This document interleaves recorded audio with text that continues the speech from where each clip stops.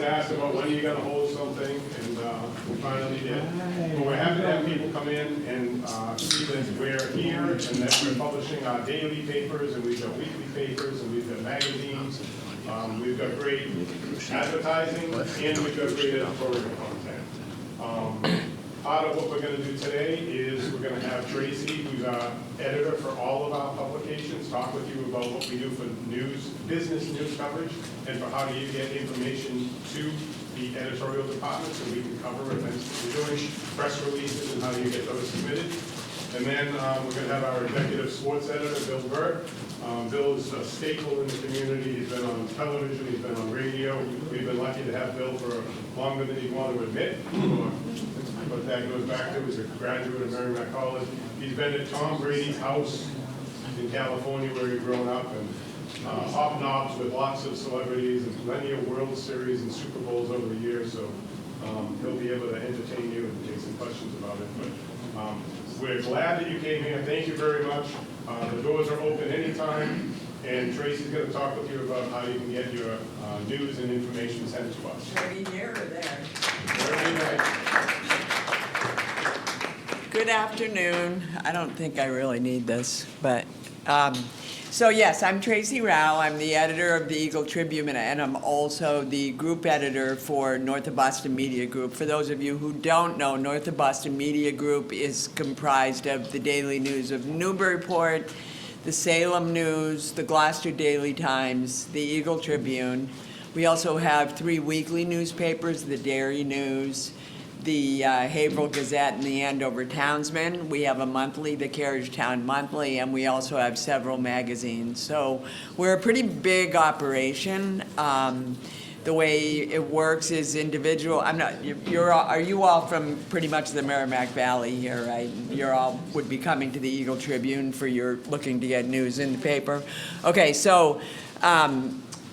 But the structure is such that we have editors at each of those newspapers. I'm the executive editor here at the Eagle-Tribune, and then we have other people. And the way the newsroom is structured is our reporters have what we call beats.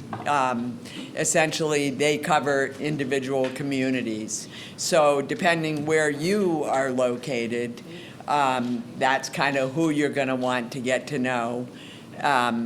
From your community. Everybody's on the website, but what I can tell you is every Sunday in the Eagle-Tribune, weekend edition, I say Sunday because it used to be Sunday, it's the weekend edition.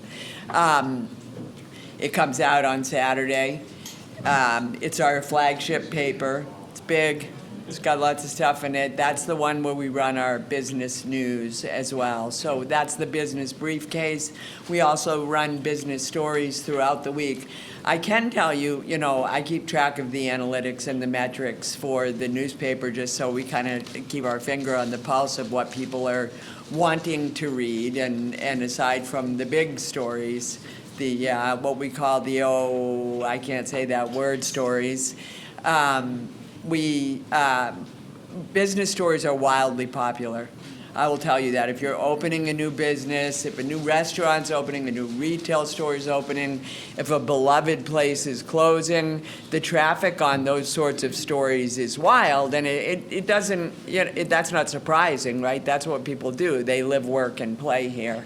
And part of the play is shopping and the things they need or the services that you provide.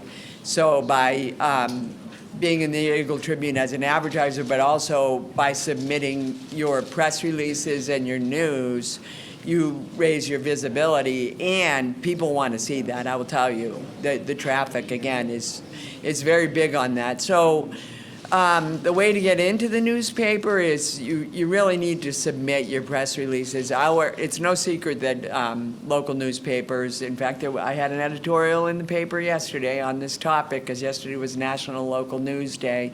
It's very important to subscribe. It's very important to be a reader. It's very important to support us as a local news organization. And in turn, we do the same, but we're the people doing the watchdog journalism. We're the people who are doing the sorts of news that you are not going to get anywhere else. I mean, it's not big media's job to cover to cover here, and they'll, the bigger papers will only be here when we have a gas disaster or something like that, I assure you.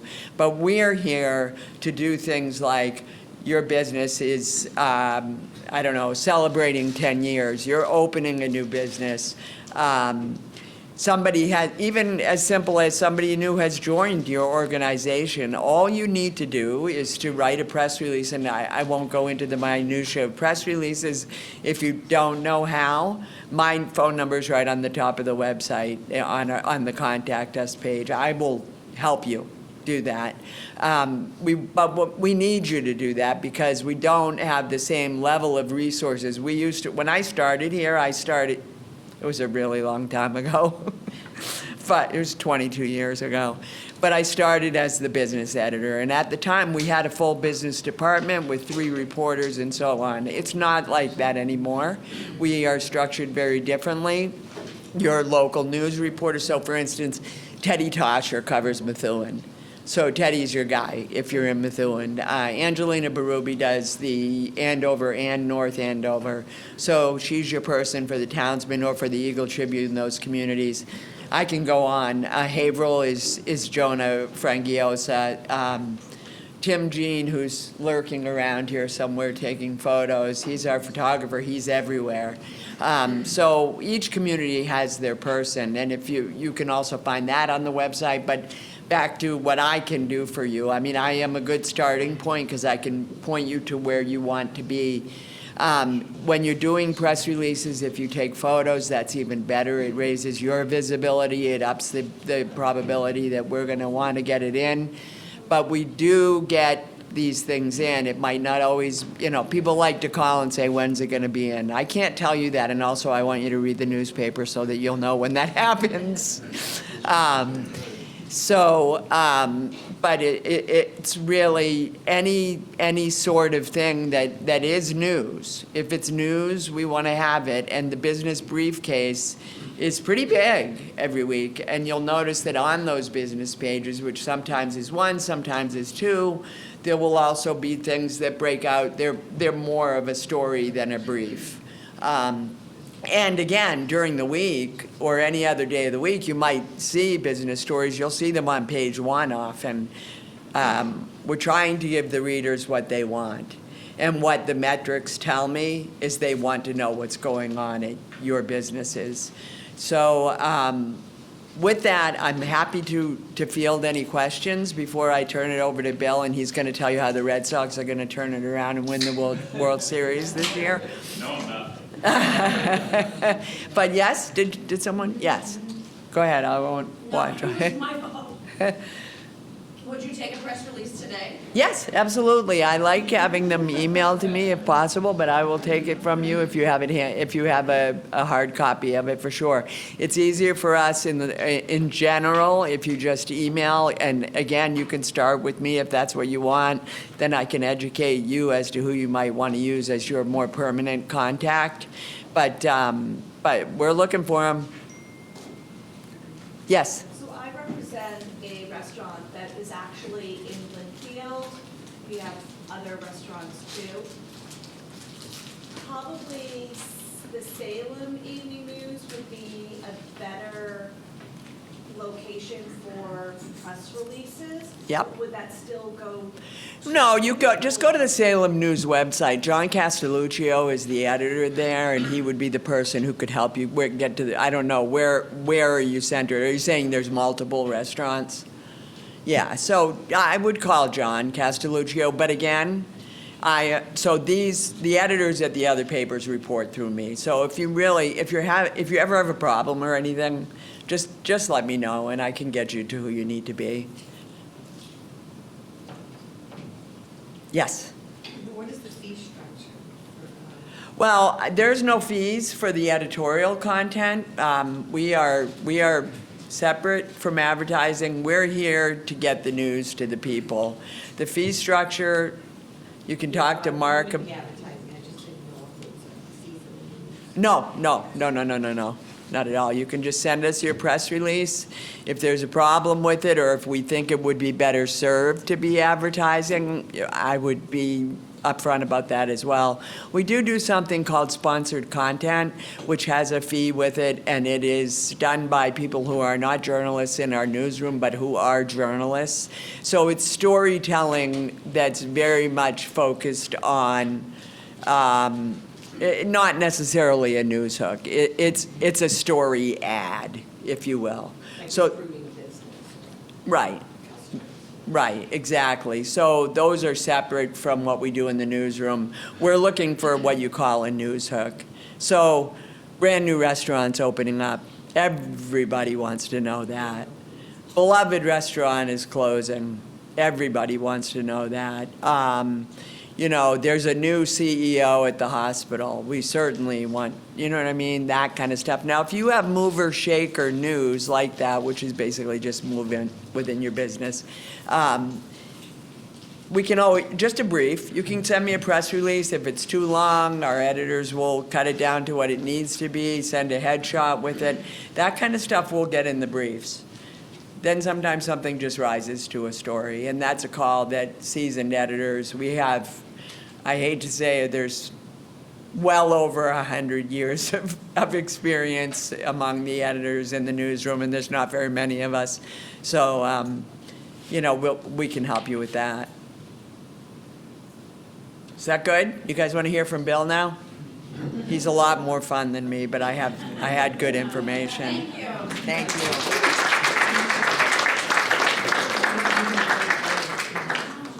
I was going to have Bill speak, but Joe, did you want to say a few words? Because chamber means business, and if it wasn't for Joe, we wouldn't be here, so let Joe speak. Hello, everyone. Hello, Joe. First, let me say thank you to the Tribune, and I just want you to know this, that we are actually advertisers in the Tribune, and we get results. So I'm not going to say any more, but I just want you to know that we use them on a regular basis, and we want to say thank you to the team here, and I want to say thank you to the photographers and the reporters, and obviously the management team. The other thing is I just want to say thank you for coming out. You know, Michael's not here. I don't know how he does it, but Michael just got elected, he's actually getting elected today, to the Massachusetts Association of Chamber of Commerce Executives Board of Directors. It took me over 5 years to get on the board. He did it within a year. So that's because of all of you being so supportive of the chamber.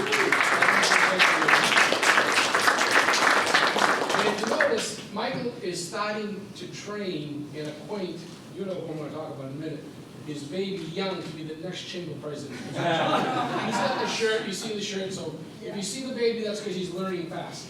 But we want to say thank you to all of you because the chamber's got some great events coming up. Tracy, we're going to be talking because we've got a whole host of events that we want to publicize that have happened and those that are coming.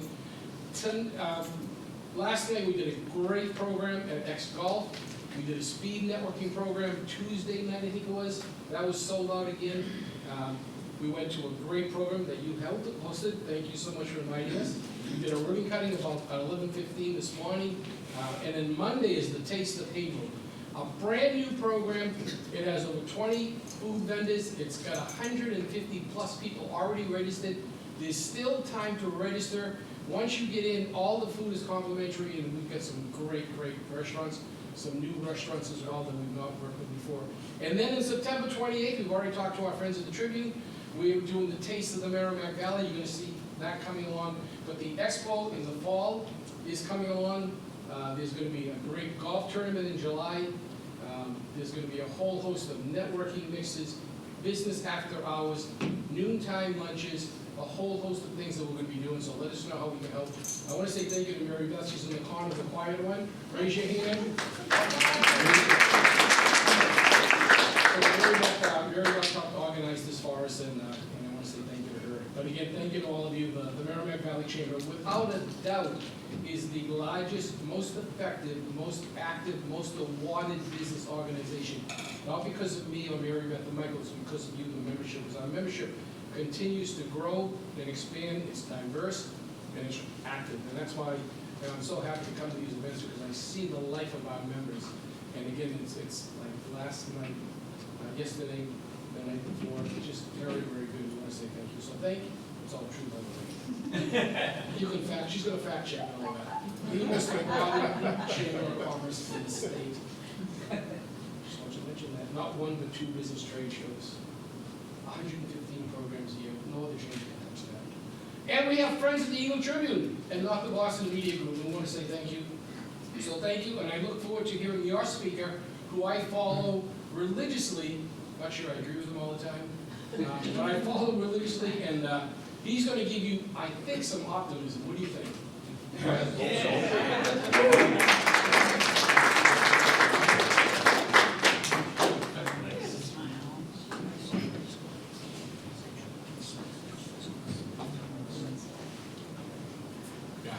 So I just want to hear Tribune, Trip, that's classic, that's the old timers. And I'm hitting that stage here at the Eagle-Tribune. Tracy, I know she's been 24, 25 years.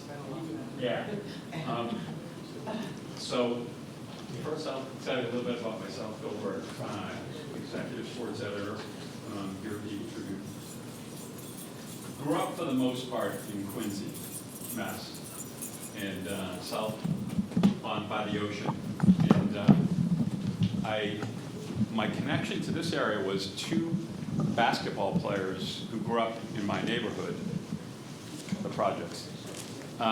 They both played at Merrimack. One of them was like a hero of mine as a kid, 6'5" guard, and another guy 6'8" forward who went to BC, transferred to Merrimack. So I always followed Merrimack. So I'm in 8th, 9th grade, 10th grade, and I'd never visited, never had been up here. And I mean, Quincy's only 35 miles away, but I stayed south of Boston for the most part. You know, you guys had Hampton Beach, I had the Cape. And so I'll never forget my first trip up here. It was in 1979 when I applied to Merrimack and St. Mike's and Boston College. I was waitlisted at Boston College, and I got into Merrimack and St. Mike's, so I had to decide. So I came with a friend of mine, and we drove up Route 93. Again, I might have driven through New Hampshire or something, but never. And I get off Route 125, near the police barracks, state police barracks. And again, I was an ocean guy. I was sort of pavement everywhere, you know, basketball, the ocean. And then I get on 125, and it's a tunnel of trees for 6 miles. And by the 4th mile, my friend goes, "Are you really going to go to this hick school?" And so we did it. We got here, and interesting day at Merrimack. I'll tell the story. They were both, these guys had a lot of fun in college, I'll say. Both were very good basketball players, but one of them was a senior, the other was a sophomore, going to be a junior. So I go in, and they knew what we were coming. I was coming with a friend of mine, and I knock on, they gave me the dorm they were in, it was a townhouse. I knock on the door, there's nothing, nothing. This is 10 o'clock in the morning. I open the door, and I creak in, it's pitch dark in the room, and I go, Billy, his name is Billy Dacey. And he's nothing. Then all of a sudden he goes, "Oh, Bill, oh, I forgot you were coming." This is 10 o'clock on a Thursday. So I go, "All right." He goes, "Yeah, go to Jack's room. He's two apartments down, and he knows you're coming. And I'll meet you guys. We'll go to lunch together." So us two, he goes back to sleep. I shut the door. I think he went back to sleep, and we go back to this other guy, Jack, 6'8" guy. And we walk in, and he's in boxer shorts, and he's a typewriter. Now, this is the typewriters. We're talking typewriters, as we all know. And I go in the room, and he comes in, he gives us a hug. Remember, he's big. We're both little twerps, 5'8", 5'7". And so I go in, and he goes, "Yeah, come on in." And he's sitting there in his boxer shorts with the beer. And he's sitting in his chair, and I go, "What are you doing, Jack?" He goes, "I'm working on a religion paper." I go, "Wow." I go, "Wow, when was it due?" He goes, "Yesterday." I said, "I'm going to Merrimack." Literally, a month later, it all worked out, and I have not left here since. So it's 1979. So if you do the math, started here part-time in 1983. That date's important because it's important. I later found out it was September 11, 1983. And I worked at the Loft while a senior, just entering my senior year at Merrimack, and I not met him, I knew Russ Conway. We all know, God rest his soul, died 5 years ago, in the Pro Hockey Hall of Fame. Maybe I'll tell one funny story about that one, but we had about 15 of us all went up there. But so Russ basically would come in, I'd argue sports with him, and one day, this is like on a Thursday, he said, I'd ripped Joe Murphy. We all remember Joe Murphy, God rest his soul. He died about 10 years ago. He had been here 50 years. And I would sort of say, Joe, I didn't know anyone at the paper then. I would say, he doesn't know what he's talking about. And then I relayed it to Russ, something he had written about the Bruins. And he goes, you got a big mouth. You think you know anything? He goes, how about covering a game on Saturday? This is now, I've never written for a newspaper. I was a math guy in school. I was an economics major in college. And I said, well, I didn't know what to say. He goes, Saturday morning, North Andover at Pentucket. I went to the game. 2.5 hours later, I go back, and it took me 10 hours to write this story. And then Russ rewrote it. He fixed it, and that would tick me off, but it was really awful. And I'll never forget the game. By the way, Steve Hayden, the coach of Pentucket, that was his first ever football game. So we both started the same day in the business. And I bring that day up because I'm going to go ahead many years ahead. I'm in Cleveland for Red Sox ALCS against Cleveland Red Sox, ALCS in 2007. And Red Sox were good. That's when Josh Beckett sort of took over and beat CC Sabathia. But I never forgot what happened. I'm up there looking at the scoreboard, and they show Jacoby Ellsbury, and they put his birth date up. And it just, this is in Cleveland. I remember seeing that. I go, oh, that date looks familiar. I don't know why it's familiar. And he was a rookie then. He was in his second or third year. And no, second. That was his first year. He just taken the position over from Coco Crisp. So I covered the game, covered the series. I had a little back and forth with Ortiz, all positive. He gave me a hug. I'm going to come to Lawrence. He never came, by the way. But I remember going home after that series, and I go up to my office because I saved the copy of the first story I ever wrote. September 11, 1983. That's the same day Jacoby Ellsbury was born. Wow. So that's how long I've been in the business. That's now 43 years, 40 full-time. This is going on 41 entering this year. So that's how long I've been doing this. It still takes them 10 hours to write the story. It's well, she's right sometimes. But we're talking over. I figure I've written over 7,000 to 8,000 stories. Not 700, not 70. And at some point, I was not good, and I got better the more I did. And the more I wrote, and what I found out, the more I read. I started to read after college. I had an English professor that wrote me 15 years ago. I never knew you had this in you, because you definitely didn't have it at Merrimack.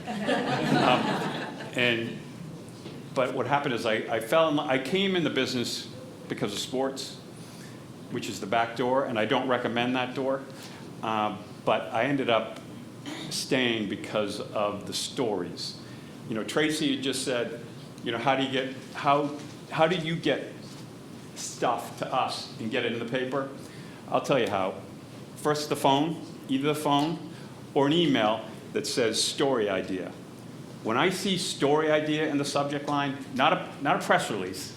I get press releases and I can't read it. It's dizzying. There's codes. But when it says story idea, I go, oh, okay. And I'll look at that. And, Trace and I have a great relationship in that, if you look at our newspaper, sports is on the front. And I'm not talking game stories. We're talking feature stories.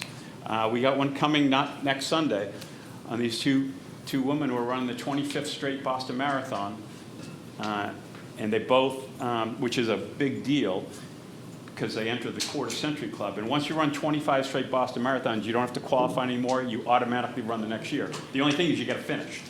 So if you run, so these two women not only are running together, not only they're best friends, but they just both overcame cancer together. So that's a page one story.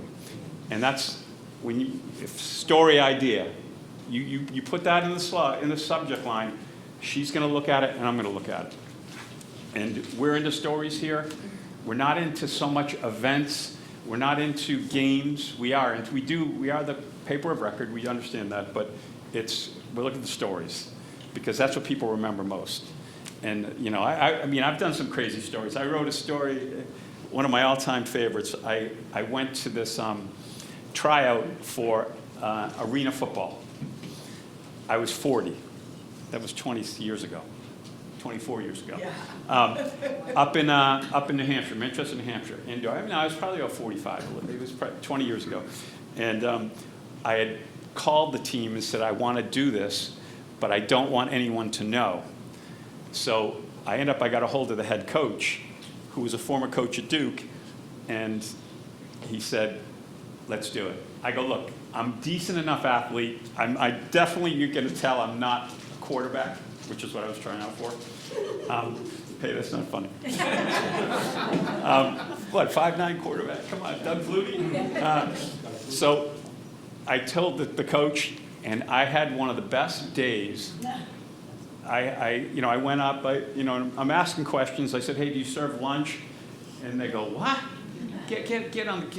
Put that number on. And I went out in the field. So I went out, and I'm throwing passes to guys, and I was pretty good. I didn't have the strong arm. But the head coach was the only one that knew I was the fake. And he called me Plimpton.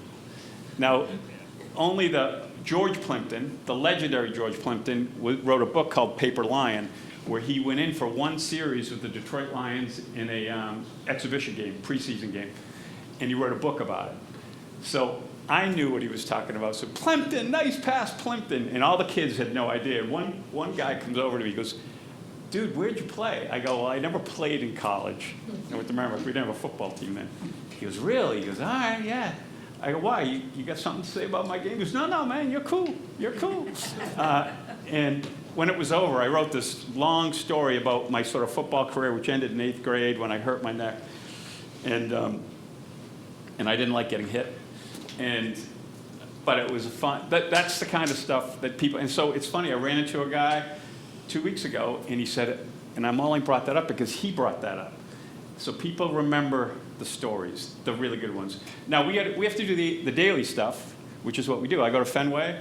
I go to the Patriots game. I mean, not all stories are Plimptons, but that's a goal. I'm looking for stories. When we go to a high school game, the breakout box is the game. A little box, hey, this 3 hits. What happened during the game? Was there a defining moment? Or we go knowing there's one player who's going to pitch. And then if we go with a plan, sometimes that plan doesn't work. We get a better story because something else happened. So that's where we've changed. Old school journalism, we'd show up at games, cover them, go back, write about it, write a box score, and go the next day. That's not the way it works. Tracy talked about when she first came. When I started, and just so you know what we're up against, when I started as sports editor in 1999, so we're on 27 years now, I had 9 reporters in sports. Think about just 9. We barely, 9. And I had 2 others who did pagination, which now is a separate, and now we have 2 or 3, 2.5 or 3. That's just the way it is. Now, we're better than we ever were. We're literally doing almost the same. We don't cover as much, but we center on stories. That's why it's more important now than ever, stories. So if you have stories, you send them to her, you send them to me, or if you're driving by, you come up, face-to-face is usually the best if you can do it. So just my advice. All right, so the reason why I'm here, we're going to talk, is the New England Revolution. Oh, no, we're talking the Red Sox. So I was there right before they left for the road, and they won 2 games, thank God, after going 2-9. Sorry, 2 and 8. And then won the last 2, they're 4 and 8. I was down in spring training a couple of weeks ago. I was down in spring training in March, and I've gone down for the last 4 or 5 years. We used to have a baseball reporter. We had a baseball reporter literally for 50 years. Joe Murphy did it for a bunch of years. Then I had John Tomasi, Chris Mason, Rob Bradford. I mean, there's a lot of the Boston sports scene has a lot of former Eagle-Tribune writers, a lot of them baseball writers. Chris Smith. Who? Mac Cerullo at the Herald. So we have produced, we've been a training ground, and I get along with all the guys still, and I wanted them all to leave, and they did. But, you know, I went down for a week, I wrote while I was there, and then I'm also down there preparing for a special section, which we did. And we do a lot of special sections. We do them when they're neat, you know, when desired. Championship team, playoffs are coming up. This is a Red Sox baseball preseason. Very proud of these. They sell because usually, you know, there's momentum. Season starts, season ends, playoffs, Super Bowl. I mean, if the Patriots won a Super Bowl, we had another one ready. And because people love winning. They love the chance at winning. And that's what baseball does it more than any other sport. I think football is sort of moving in that direction, but there's always hope. I go to opening day every year, and it's just everyone is just ridiculously happy, as if they're going to go 162-0, and I'm not, like someone said, Bill going to tell you why they're going to win. I think, Joe, you opened your big trap saying that, but it's honestly a feeling, and I don't like knocking that down. So I'm the last guy that's going to sit here and say it won't happen. So the Boston Red Sox, I have a little, it's not love-hate. It's because they've given us a lot to write about here over the last 20 years. Remember, since 2004, finally, after 86 years winning, 2007, the team, I talked about 2017, 2013, the Beards. Yeah. And then 2018, maybe the greatest team the Red Sox have ever had. We don't really talk a lot about that team, but that team they won the most games in baseball, 106, 107, and then they ran through the playoffs, 11-3. I was there in LA when they won, the Dodgers.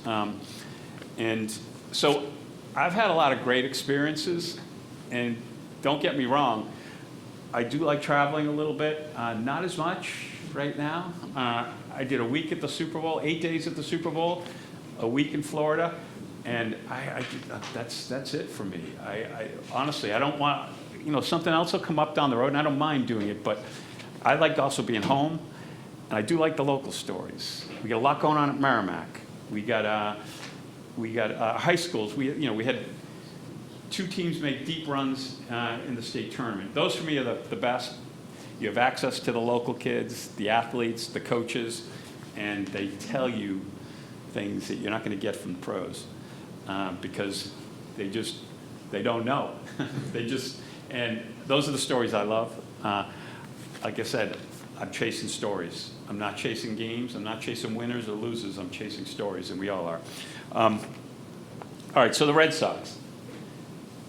Let's take the micro story.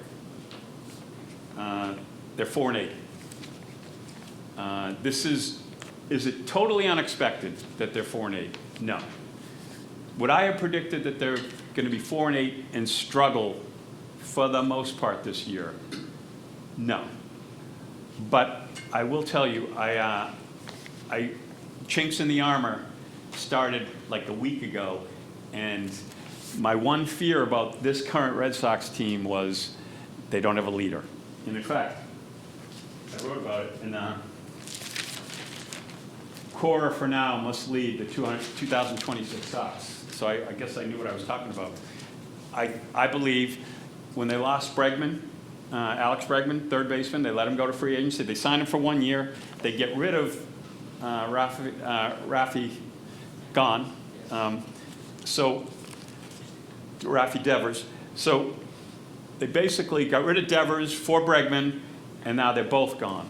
And what we thought was going to happen, all the money they got, because they had spent a lot of money and they have a lot of money available, they're going to bring in some new guys. No. What they did was they went out and got a couple of pitchers. Well, they got one pitcher and they paid half for him. The other team gave the Red Sox $10 million to take him, Sonny Gray, who's pitched really well so far this year. Then they got a first baseman from St. Louis, took $10 million from them to pay off his last 2 years of his deal. He's getting like 17, 18 million a year. So they got a little money there, so they got some value. But they don't have the leaders. They don't have a leader. And we see Roman Anthony, who's cover boy, and he is special. So he's off to a little struggle here. Absolutely special. Probably one of the best athletes. Probably one of the most disciplined young hitters I have ever seen, ever. Like at the end, not the end, like the middle of David Ortiz's run, most disciplined hitter. This kid even has more talent as a disciplined hitter than Ortiz. I don't know about the other stuff, the power and the clutchness, but the Red Sox play the game, and the game is analytics.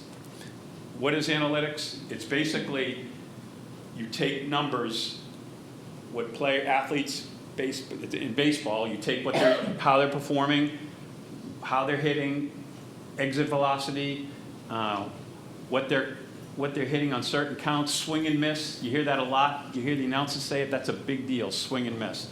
And you'll hear pitchers. Pitchers want to have swing and miss. That means they're throwing a pitch and they're missing it. That has value. And for me, that's taken the game to another level. I'm going to give you an example.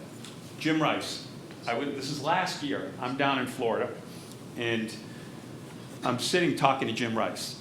He's dressed in uniform, and the game, it used to be, and if you remember, we all grew up, Ted Williams, Carl Yastrzemski, Dwight Evans, they'd all be walking around in uniform in spring training. And it was a pleasant sight. They're talking to young kids, and Yaz would stand at a cage for hours with the younger hitters. He liked the 19, 20, 18-year-olds. That was Yaz's thing. Ted Williams, when he was there, he loved talking to the 2 or 3 young superstars, the stars. Like he wanted to work on those guys. He didn't want to work with the average, the Bill Burt, short, quick swing guys. So Jim Rice is sitting at a picnic table right outside the locker room, and there's a poster that's literally the size of this wall, big poster on the wall of all the great Red Sox hitters over the last 100 years. So it looks like, wow, the Red Sox are into history. Well, no. Jim Rice is not allowed to talk to players at the batting cages.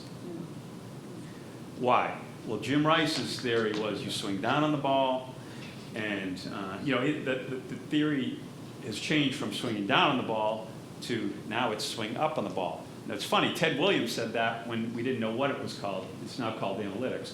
He was into getting the ball in the air. That was Ted Williams' thing.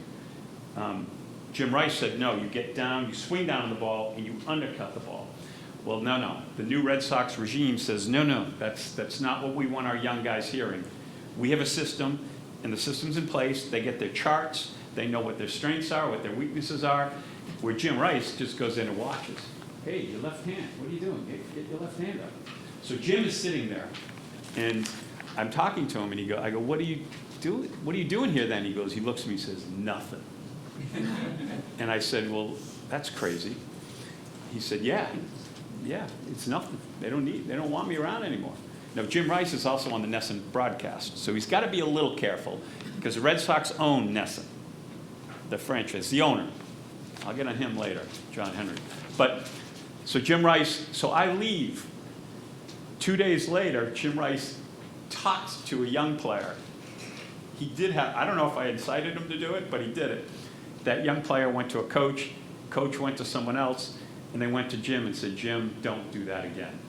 And they wrote it was like, for one day, it was a big storyline that Jim Rice got basically, don't talk to anyone. I know you're here, just walk around and keep your mouth shut.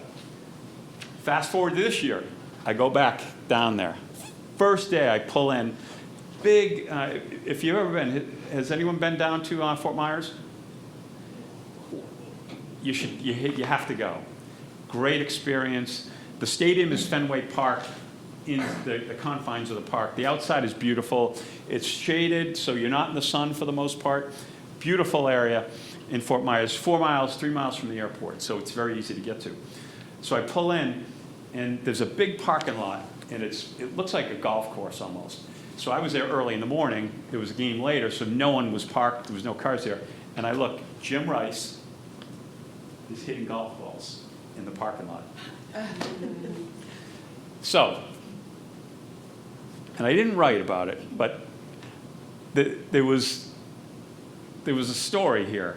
Why is the camp's going on, players are working out, Jim Rice is out in the parking lot hitting golf balls. And Jim Rice, not the most approachable guy. You have to be fearless. Like Jim Rice, I'll tell you this, when he didn't get in the Hall of Fame, back in 1994, 95, so I'm 8 years in, still a kid, and I go in, and he lived in North Andover. So I go, should I go to his house? Because he will undress you with his looks, and he is very strong. He's got this big door, and I walked up, I go, no, I'm not doing it. Not doing it. I walked up, nope. I went back to my car, I go, screw it. And I did. Doom, he had a big door knocker. So he comes out, and I go, Jim, he's spitting in a cup with sunflower seeds. And he goes, what's up? And I said, hey, I want to talk to you about the Hall of Fame, because I had nothing to say. And I said, well, all right, I just, because he had numbers to get in, and he should have got in that first year. He had to wait a little bit. He goes, no, I got nothing to say. And then I go, you sure? He goes, yes. So as he's shutting the door, he said, thanks for coming. I go, holy, whoa. This mean tough guy is a regular guy after all. And he didn't have to say that. And again, I was bleeped. I was scared. But that also gave me a little, going forward, you can't, sometimes you got to just step up and not be afraid. And I wasn't. So that was a learning experience for me because I was petrified of him. So he later told me that a lot of people are afraid of me, and you're not. So I'll talk to you. So he likes that, standoffish. He likes creating this false quote unquote narrative. So my point is, that's where baseball's at right now. They don't want Jim Rice. They don't want Hall of Famers who know the game. And let's juxtaposition this. That week I was there, Puerto Rico was there, the WBC Puerto Rico team. Alex Cora was Puerto Rican. He made it so that Puerto Rican team could practice for 2 days and play the Red Sox in an exhibition game, which they did. And they were there for 2 days. And it was mayhem. These legendary coaches from Puerto Rico, Edgar Martinez, Juan Gonzalez, Carlos Delgado, Carlos Beltran, who ran the whole thing, and some other legend. They were all there, and they're talking to hitters. There was almost too much, like 4 chefs in a kitchen, 4 guys telling them, what do you want me to do? Everyone's telling them something different. The point was, because I went over to Cora, I go, Alex. He goes, yeah, isn't it great? That's the way baseball should be. Everyone helping out other people. Instead, it's a guy who's never played in the major leagues, knows the game, knows the swing, but he's trying to teach hitters how to hit. But guess what? He's never been in the box. Nolan Ryan, 96 miles an hour. That hitting coach doesn't know what to tell him. Jim Rice does. So I'm big anti that. I'm not saying I'm anti-analytics, because analytics can show you, okay, you're not hitting the ball to right field enough because of this. It can show you that, so you can fix that. That's not what they're doing. So I'm going to read this quote. This came from Red Sox general manager, president Breslow. He was talking about what he's looking for, and he said, so it's kind of the idea of deploying our players in a way that maximizes positive outcomes by creating the most favorable matchups that we can in my terms, which I call optimization. And I think that's synthesizing analytical information and synthesizing the real-time feedback that we'll be getting from our players and our coaches who are interacting with each other every day to ensure that we were doing that and making sure we're not leaving wins on the table. I don't know what that means. What it means is, here's the deal. I know what it means. Here's what you do. It's you see, you act. It's win the game, steal a base, get the bunt down. He's talking gibberish. And this is where the game's going. I'm against it profusely. So just so you know, disclaimer here, my son is a minor league baseball player. He's in his 8th year, 7 with the New York Yankees. He's now with Detroit. He's playing tonight in Toledo, the Toledo Mud Hens. I just got one of their hats, they're pretty cool. The Mud Hens. That's the name. Oh, they're 100 years old. But he was with the Yankees. The Yankees might be worse than the Red Sox when it comes to analytics. Believe it or not, all the money in the world, instead, you're paying for. So the reason what analytics does, and I blame the Oakland Athletics and Billy Beane, Moneyball. Ever hear Moneyball? Great movie. It really is a great movie. What they're doing is, Tampa Bay is one of the worst, or best you could say, you do more with less. That was a Belichick thing. Do more with less, meaning I'm not going to pay the $30 million for the guy. I'm going to try to pay 11. And what you do with the analytics, you're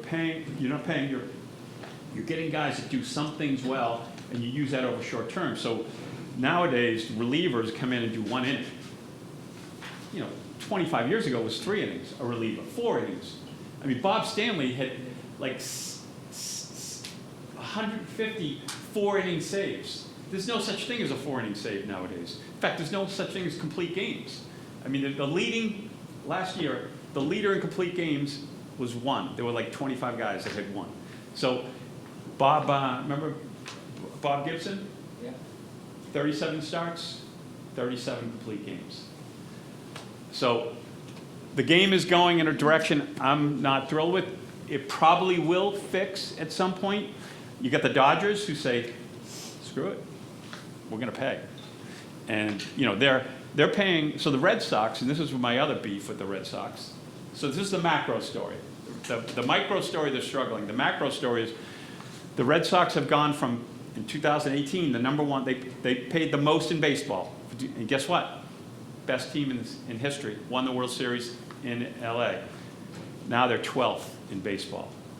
Now you could say, well, 12th isn't bad. Well, no, you're number 2 in prices. You charge ticket prices and food, $16.50 for a beer. What? Yes. So that's my problem. So if you want to charge $6 a beer, okay, be the 12th. You can go 12th. You get the craziest fans in sports. Boston, we support our teams, but we demand they win. And that all changed at the beginning of the century here when the Patriots won, and they started this whole thing. And then the Red Sox jumped in, then the Celtics jumped in, and finally the Bruins. And I'm a big Bruins. So as a writer, I write about the other 3. The Bruins are sort of my fun team. I like to follow. We got Phil Stacey, who covers hockey for us, so I don't ever really have to do that, though I did cover the Stanley Cup Finals in 2011. But I have a problem with the direction of baseball, and I have tangible proof. My son is in it, and we deal with it. And, he's close. He's in AAA. Not an excuse. He's got to get better at some things he's doing. 8 years is a long time. A lot of people say, hey, when are you going to go get a real job? No, I'm going to do this until I make it, and I want to be in baseball my whole life. So that's a whole separate story. I could probably talk for 10 hours on that subject. But any questions, short term, long term, I'd love to chat about them.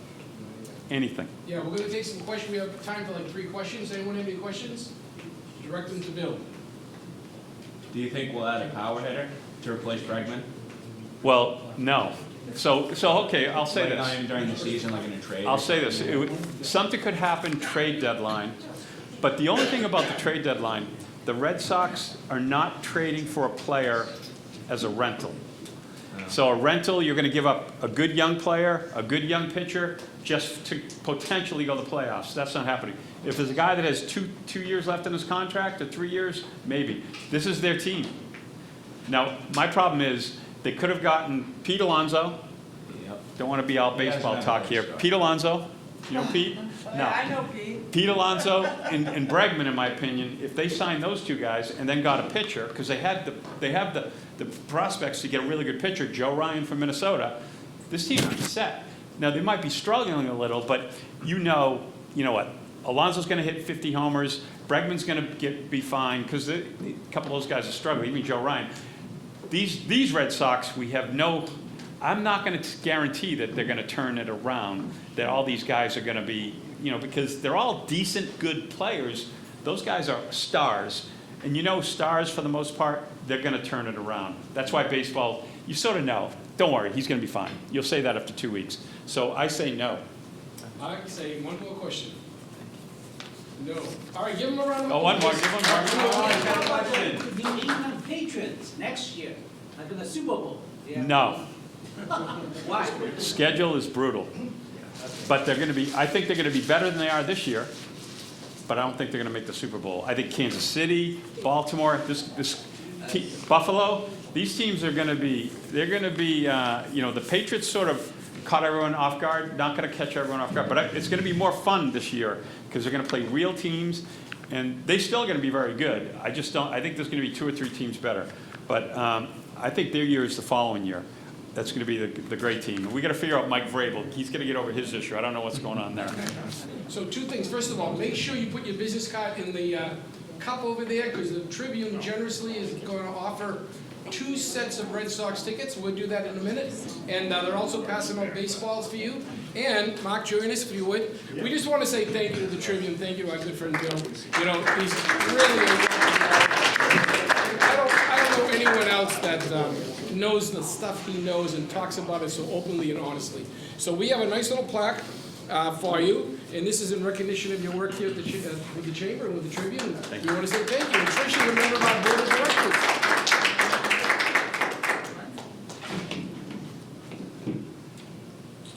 Thank you. Thank you. Is there a check that comes with this? No, but you don't In lieu of a check. No, but there may be a baseball.